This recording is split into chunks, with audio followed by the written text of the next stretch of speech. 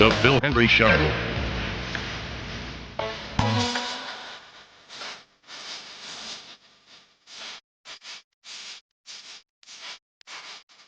Yes, this is the Phil Hendrie Show. Pretending he's Art Bell. This is Coast to Coast AM PM Mini Mart. If you're dialing from east of the Rockies, dial 1-800-449-8686.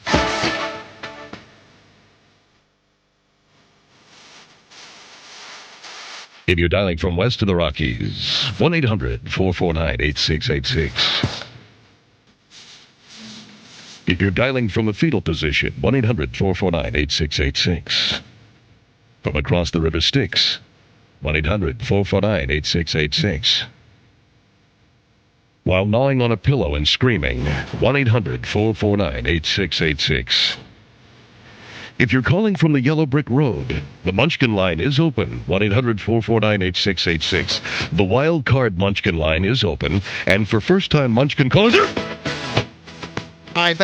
That's just enough. That's all I can take. Thank you, Ross Mitchell, and good morning, everyone, from the Kingdom of Nye. Yes, it is me, and I am back from retirement. And the reason why I've come out of retirement is to simply say this to you.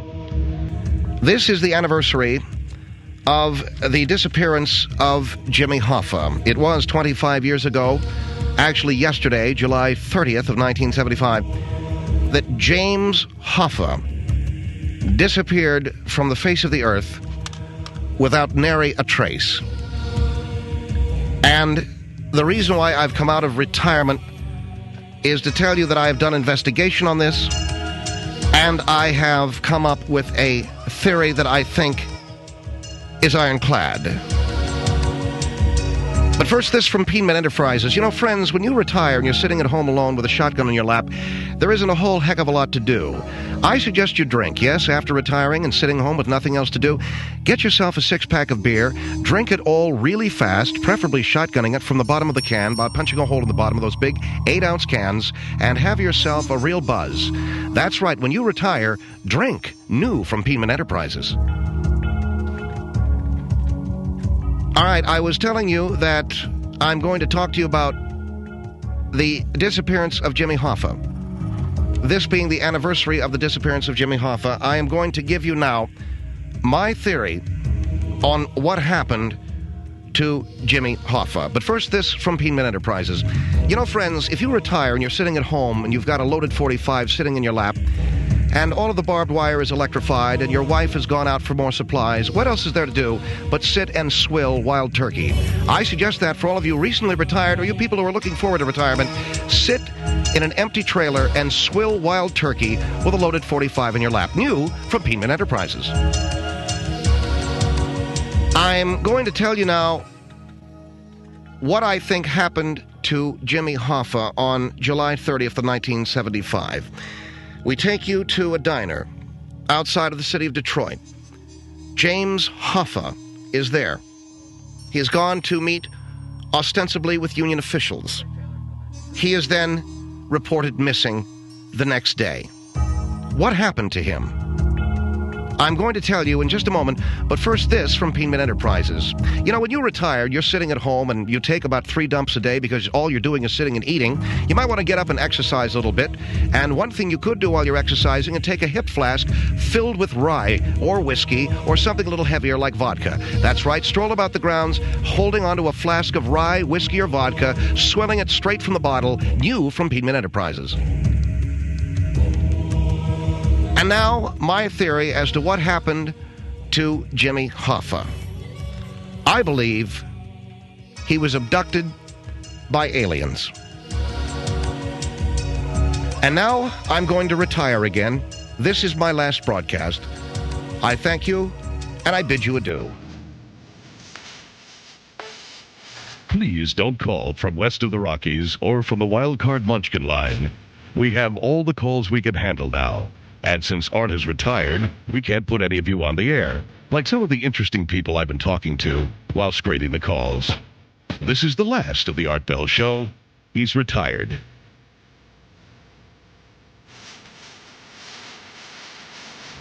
Thank you, Ross Mitchell. I'm not done yet. You know, I believe that Jimmy Hoffa was abducted by aliens. I don't have any real proof of that. But think about it. What else could have happened to him? Okay, now I'm retiring.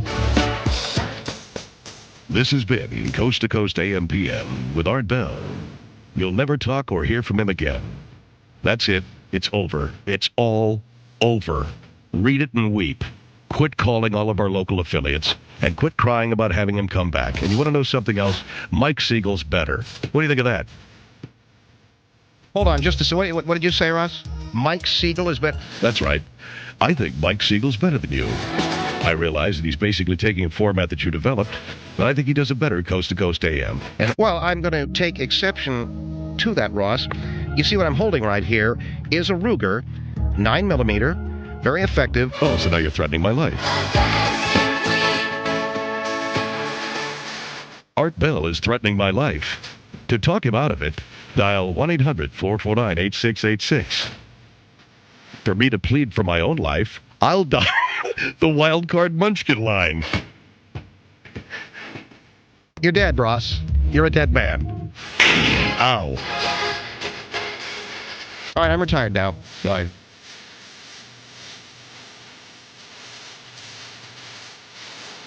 Hey, yeah, man.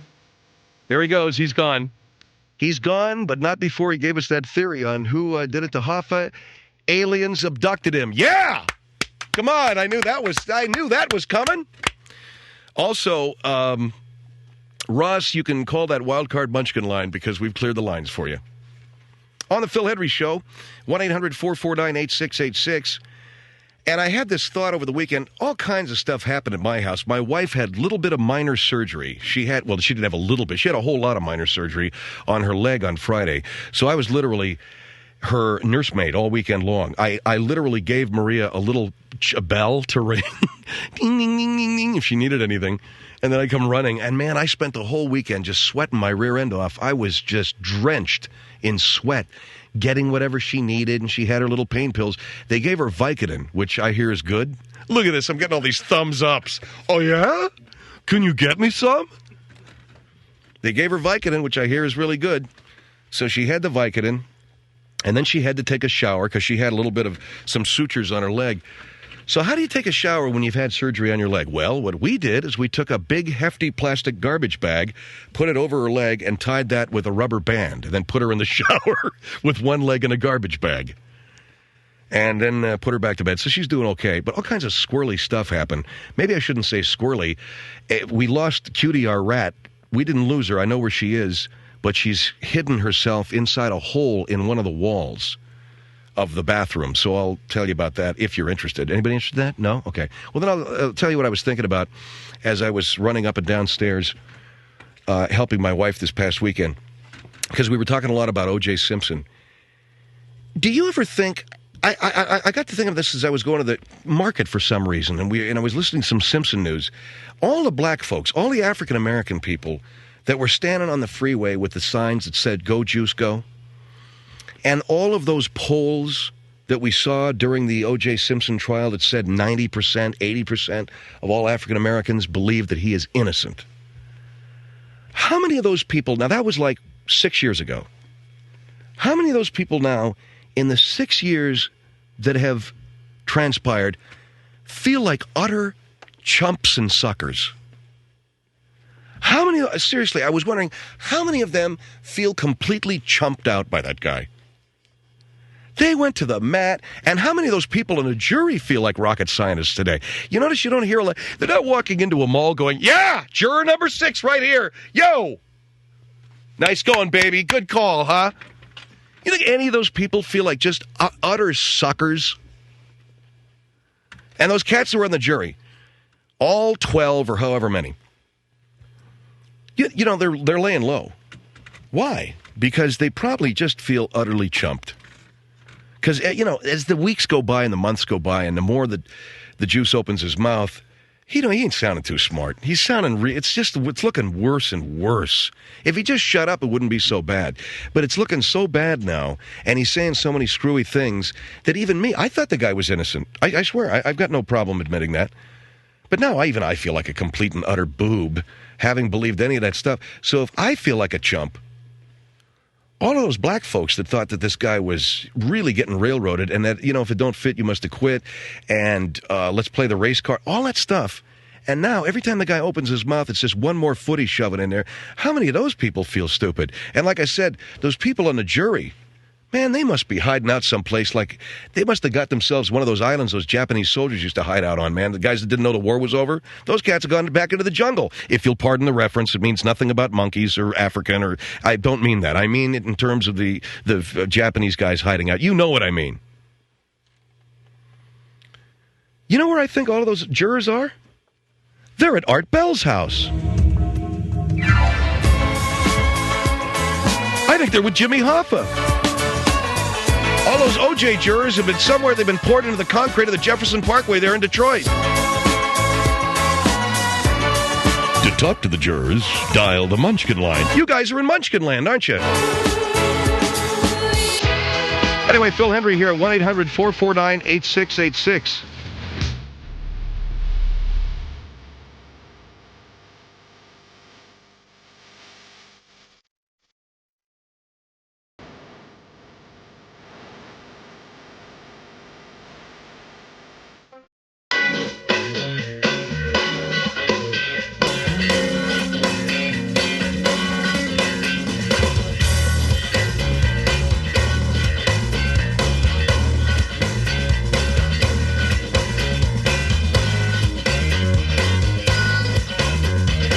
Show 1-800-449-8686. We got a Dodger game coming up. We were going to do it right here, but apparently the room has been configured strangely. Reconfigured. I don't know who's in here on the weekends. It's one of those, I don't know what you call it. It's one of those things you have to deal with on Mondays when somebody else is using your studio during the weekend, and that is called let's go in on the weekend and set everything up the way we want it to be set up and forget about the fact that somebody's got to come in here on Monday and do something else. My digicart number 3 is not working. Gosh, am I angry. See, there's nothing there. So, we're going to do our baseball game a little bit later on. We would have done it for you now, but technically speaking, we're not ready. What's the name of the show? The Group? What is that? Group Room. The Group Room. Cancer. And they talk to people about having cancer. Well, they're giving me cancer. They're giving me prostate cancer. The fact that I'm tensing in certain areas, and they're giving you stomach cancer, right? Thanks, Group Room. We're going to be guests on your show. You gave us cancer. The Group Room? What is that? So people come on and talk about how much fun it was having cancer? That's going to be our Dodger game. It's the Dodgers versus famous cancer patients. Why don't I give you the lineup? It's going to be great. We got Betty Ford at first, Darryl Strawberry on second, Robert Urich at short, Jack Klugman playing third, Lance Armstrong pitching, Rudolph Giuliani in left, Charles Schultz in right, Eddie Van Halen in center, and even though he doesn't have cancer, he looks like he should, Keith Richards catching. But unfortunately, we are not set to go. The Group Room, huh? All I can tell you is, guys, if you don't quit messing around with the way this board is configured, everybody around here is going to have cancer worrying about what's happening when I walk in here on a Monday. I don't know whether I got a board. I don't know whether we've got the right stuff to do. Isn't that terrible? It's very unprofessional. All right, well, let me tell you about something else. Well, I was going to tell you about the rat. I can tell you about that. And I can also tell you about one other thing that was bothering. Do you know what I'm talking about with the OJ jurors, though? How silly do you think they feel? And how dumb do I feel? I was one of the guys that thought the guy was innocent. I was. I was one of the people. I said, no, wait a second. Hold the phone. Don't rush to judgment. If it doesn't fit, you must have quit. I was there. I was, go Johnny, go, man. Just, going to railroad another black man in America? It ain't going to happen. Not on my watch, I said to myself as I sat there with, illusions of grandeur. And now, man, every time I hear that guy opening his big, fat, chumpy mouth, I'm saying, just shut up, Juice, because it's getting worse for those of us who supported you, and especially those clowns and boobs that were holding the freeway signs saying, go, man, go, and go, Juice, go, and, you the man, and all of that. These guys, Everybody's laying low. Now, the other thing I wanted to mention was something that I observed this weekend in my city where I live, Westlake Village. There are probably, and I want to hit this as delicately as I can, there are probably more breast enhancement jobs out there than in Beverly Hills. More out there than on the west side. Everywhere you turn in Westlake Village, California, a woman has gone in and had some major work done on her chest. She has had them enhanced, she's had them enlarged, she's had them shaped, she's had them reconfigured, to use a word that we are rediscovering here on the show today. She's had her breasts reconfigured. And one of the interesting things, because I was, stopping in at Jamba Juice this morning and getting our usual fill of Jamba Juice, then I have to go to Starbucks, and then after that I got to go to Blockbuster, and after Blockbuster then I got to go to Disney, Club Disney, and then after Club Disney I had to go down to McDonald's, and after McDonald's, I made the rounds. Then Gelson's, let's not forget that, and spend a whole bunch of money that I don't need to spend there, and then I come home with a whole bunch of worthless crap. But I've seen this girl walking across the lot, and she's got on a tight blouse, and she has these enormous breasts, and she weighs about 96 pounds. So the rest of her is rail thin. But man, she's got the chest going on. Now, she's wearing the blouse for one obvious reason. She's very proud of this $20,000 or $15,000 or $10,000 worth of work that she's had done, and she wants everybody to notice. Wouldn't you? Well, of course. It's part of the reason why women have a breast job is so that a man or other women, perhaps, people will notice. You can look. You can comment to other people away from her earshot if you want. You may even be expected to go home and have some lewd fantasy about that woman. But the one thing you cannot do, you may not do, and you will not do, otherwise you'll get sued or arrested, you can't talk about them to her. So in other words, she went out, she had all this work done, she wants you to notice it, she wants you to see it, she wants you to fantasize about it, she wants, there's something wrong with you if you don't notice it and you don't see it. Never mind the fact she looks like she hit every branch on the ugly tree on the way down. Forget about whether she could make a freight train take a dirt road. She's got those breasts. And have you noticed, and excuse me, I shouldn't say this, but I think I will, some of the ugliest women on God's earth have had breast jobs. I mean ugly. God. I mean scare the stripes off a freaking raccoon's tail ugly. I mean, those cartoon animals that would be so scared they'd split and leave their stripes and spots behind? That kind of ugly. They're like 55, 50, 45, however old. They are the most frightening looking women you've ever seen in your life. And I'm not talking about ugly as in God gave them a big nose. I mean ugly because they got an ugly disposition and ugly because they just got the ugly people, My good friend Craig Taylor tells me that he talked to a lot of reconfigured women over the weekend, but it cost him $40 a lap dance. Thanks for that, Craig. All right, anyway. So, ugly inside and out, yeah. But if you go up to her after she shows them off, and you say to her, "Great breasts, where'd you have them done?" You are guilty of sexual harassment. You are guilty of sexual molestation. I don't know what they would call it. I'm sure there's a law. So you can do everything but go up to her and say, "Gee, great breasts. I mean, a wonderful job. Who's the doctor? I'd like to recommend him to my wife." Because you're looked at as if you're an odious skunk. What you're supposed to do is notice, but don't say anything. Even at a party, even if they came to your house. "I see you had some work done there in your chest." It's considered to be bad manners. So what I'd like all of you to do is to just consider this weekend, or this week, and the weekend coming up, go up to a woman who's had some enhancement done and say, "Fantastic work they did on your chest, Gladys. And could you pass me the carrots, and I'll have another drink." And watch what happens. If any of you are arrested or otherwise sued, please don't call me. But it's a good thought. $40 a lap dance. Phil Hendrie Show, 1-800-449-8686.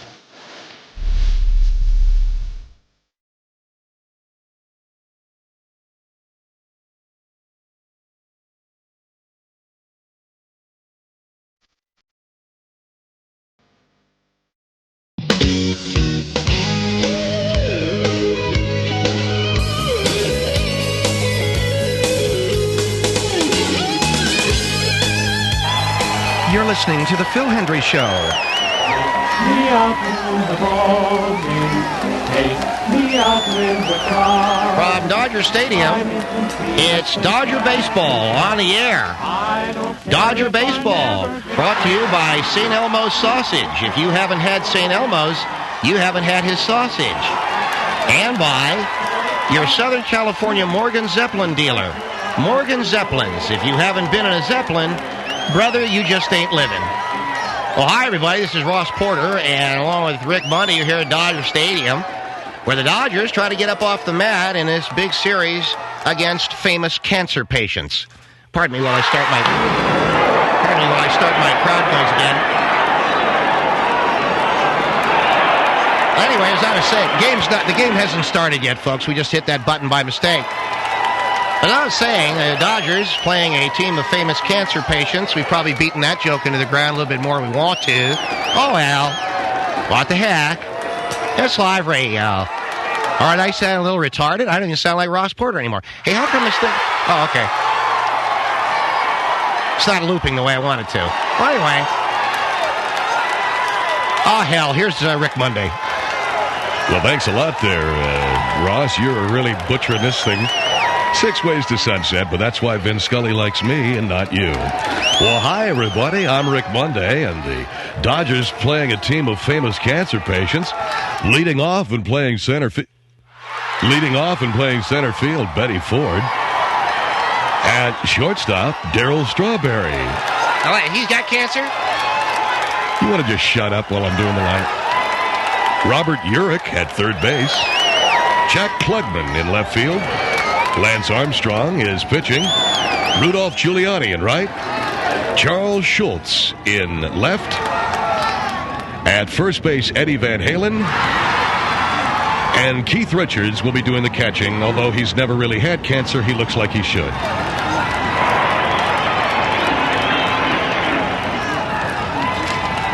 Oh, the Dodgers. What the heck, this game already started? Yeah, come on, buddy. Well, Betty Ford leading it off there. Betty Ford led off with a big hit. So Betty Ford is on base, 1-0. The Dodgers lineup, by the way, you've got Devon White in center field. Gruzillanek at second base. Excuse me. You all right? Hold on for a minute, folks. I don't think Rick's okay. Oh, God. What's wrong? I gotta work with you. All right, well, anyway, out there in center field for the Dodgers will be Devon White, Sean Green in right field, Gary Sheffield in left, Eric Karros at first base, Adrian Beltre third, and a bunch of other guys. So here come the famous cancer patients. Betty Ford is on first base. Darryl Strawberry is up to bat. Darryl batting .311. He came down with colon cancer, so looks like he's going to be crapping into a bag pretty soon. I feel better. All right, and now here's the voice of the Dodgers, Rick Monday. No, I don't feel too good. I'll take over again. Darryl Strawberry, 38 years of age, colon cancer. Really hurts. Here's the windup of the pitch. Inside, ball one. Oh, I feel a lot better now. And now the voice of the Dodgers, Rick Monday. No, I'm You a little nauseous? Yeah, I am. Okay. That's me again. Darryl Strawberry, 1-0, 38 years of age, crap it into a bag. Here's the next pitch, swung on. Here's a pop fly into deep right field. And back goes the right fielder. I can't find his name here on the score sheet, but he makes the catch. It's Sean Green. How about that, huh? Wait a minute, who's playing organ? I am. Is that making you feel better? Get it. All right, this is going to make Rick feel better. We'll let him play organ. All right, next batter is Robert Urich. Robert, will you knock it off? Sorry. And now here's the voice of the Dodgers. You feeling better? I am. Voice of the Dodgers, Rick Monday. All right, thanks a lot, Ross Porter. I was feeling a little nauseous just as soon as I realized I had to work another game with you while Vinny sits at home taking another 300 games off. All right, Robert Urich at the plate. Here's the windup and the pitch. Outside, ball one. Betty Ford at first, 1 out. Dodgers and famous cancer patients. Pull up a chair and enjoy all the action here from Dodger Stadium. You know, I was sitting and thinking about how bitchin' my voice sounds and how full-bodied and sexy it is. Here's the next pitch to Urich. Strike. In there for a strike, 1-1 to Robert Urich. To continue the story, I was sitting thinking about how bitchin' my voice is, and I realized that I'm probably the heir apparent to Vince Scully when it comes to a Dodger broadcast. Here's the next pitch to Robert Urich. Swung on, long drive, deep center field, way back. She is gone! Now that ball was out, but my wife is gone. Just saw her leave the stadium. She's gone. But Robert Urich is out. All right, just I want to let you know that. Fantastic. So my wife, she's gone, but Robert Urich is out. 2 away. Betty Ford at first. Here's Jack Klugman. The big crowd there for big cheer for Jack. All right, Jack Klugman. Here's the windup of the pitch. Yep, there's the line. Yeah, I knew it. I knew Froggy would get one sooner or later. She's gone.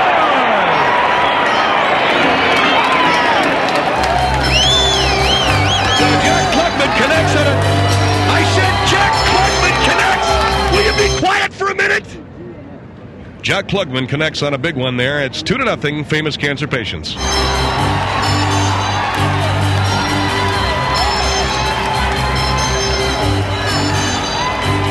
That's fine. All right, so it's 2-0, famous cancer patients, as Chan Ho Park gets touched up here early on in this ball game. Next batter is Lance Armstrong, and you know Lance Armstrong won the Tour de France. Aerodynamic with that one nut, but doing a great job. They say that's why he won the Tour de France. He was more aerodynamically streamlined because his nut was missing. Thank you. Here's the windup and the pitch to Lance Armstrong, just outside ball one. So anyway, Ross Porter, my partner, who gives all those meaningless statistics, is on his way out of the ballpark. Yep, he's gone. Ross PO'd because I'm not going to give up this microphone for anything. So as I was telling you, here's the next pitch to Lance Armstrong. Inside ball 2, 2-0 to Lance Armstrong. So anyway, I was talking to you about how cool my voice sounds. And, you know, I have this kind of pompous ignorance. In other words, if you talk slowly and use things like to continue the story and you gotta believe, phrases like that, you sound like a huge, huge butthole. Here's the next pitch. Swung on. It's a long drive. Deep left field. Way back. He's out. All right, so that's 2 away as Lance Armstrong pops up to the third baseman. 2 on, a home run by Jack Klugman. 2 away, and that brings up Rudolph Giuliani. Rudolph Giuliani has prostate cancer, so it doesn't look like he's going to be swinging any lumber anytime soon. Thank you. Giuliani, 58 years of age, batting .295 before they found out that he was a little plugged up. And so it's going to be a little tough for him to get on track and try to get the big bat swinging. Giuliani, of course, with prostate cancer, which means you can't really, get that lumber go. Oh, here's the pitch. Hey,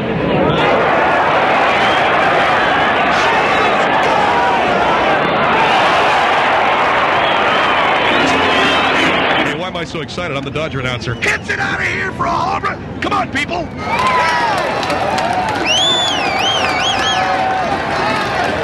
Well, how about that? A team of cancer patients has touched the Dodgers up for 3 runs here in the first inning. People that have had cancer are beating the Dodgers 3-0, and they're getting these hits off of, well, this isn't a shock, Chan Ho Park. Well, that'll bring up a guy that we all love. Guy's going into the Hall of Fame, swings a big bat, Charles Schultz. Or should I say he's swinging a big bag, because he's got the same problem that Darryl Strawberry has. You got it, colon cancer. Thank you. Schultz acknowledging the plaudits of the crowd. Well, that's interesting that this ball club has 2 guys with bags hanging off of their stomachs. Here's the windup of the pitch to Charles Schultz. That thing's hit out of here, too. 4-0, famous cancer patients. I'm going to tell you right now, if they get one more hit, just one more hit off the Dodgers, I'm nude. I am nude out in the parking lot of this ballpark. They can't get another home run. It's impossible. Now Eddie Van Halen at the plate.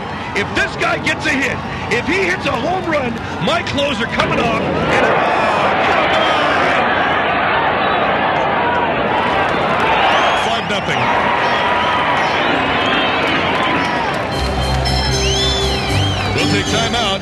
And we've got a word from our sponsor here. With a team of famous cancer patients beating the Dodgers 5-0, this isn't the Los Angeles Dodgers Radio Network.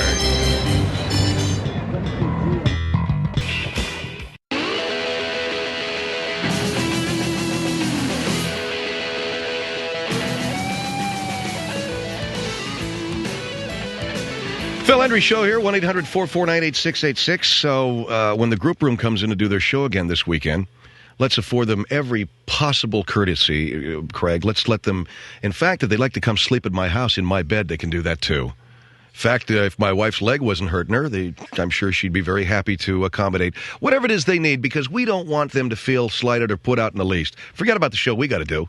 Now, coming up in a few minutes, we're going to be going to the Philadelphia Convention, but I came across a really, really cool example of great 60s music and keyboard work. I like musicianship. I'm a guy, I wasn't really a glam rock fan. I'm a guy that I'm into musicianship. I like good quality guitar work, quality keyboard work, good drumming. You know, I'm one of those guys that I used to love to read the Playboy Jazz Poll, who won this year, that kind of, their rock category, who's in the Hall of Fame. And so I want to play something for you right now. Listen specifically to the intricacies of the keyboard work and listen to really just good quality musicianship. This band is tight.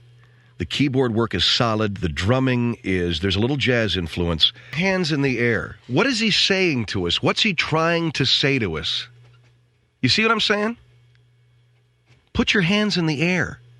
We all got to put our hands. Never mind. I'm sorry. The call and response lines are beautiful. Put your hands in the air, and then you hear the response. Simple Simon Says. See, that's lyrically, I don't know whether it was Bertolt Brecht who first really, kind of investigated that area. It's good. It's just good, man. And so that's why many of us who remember the 60s, well, we think fondly of that era because it's so pure musically. It wasn't phony baloney like, Backstreet Boys, NSYNC, or whoever else they're going to make a huge hit out of. What else can you say about music like that but it's good? That's why we are the way we are. Those of us who are baby boomers, embittered by the phony baloney displays of today, when we can look back and see our musical roots and check it out, man, the 60s, yeah. What is that keyboard? Where did he buy that? At Thrifty? Listen to that.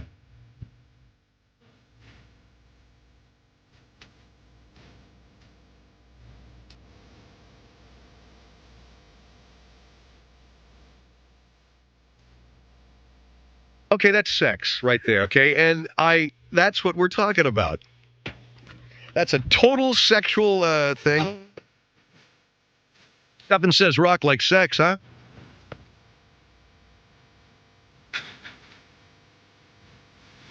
That is, and this band, 1910 Fruit Gum Company, they fought a really good fight. What do you mean it sounds like kids' music? This stuff is awesome. This stuff is very heavily influenced by jazz. They fought a fight, and they lost it, but at least creatively, they went to the wall. The name of the song is Pop Goes the Weasel. They fought for the original title, which was Pop Went Your Weasel.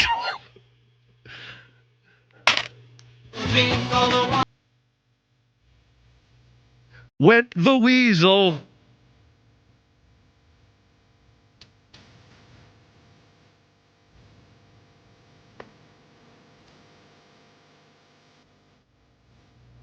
Went Bob's Weasel.